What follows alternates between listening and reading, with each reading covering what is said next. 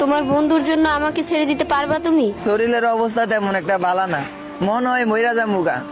বাস carton লাগবো, কবর করণ লাগবো, আব্বার কাছে গিয়া কখন লাগবো আমনের পোলা মইরা গেছে, আমনের তো শরীরটা তেমন ভালো না।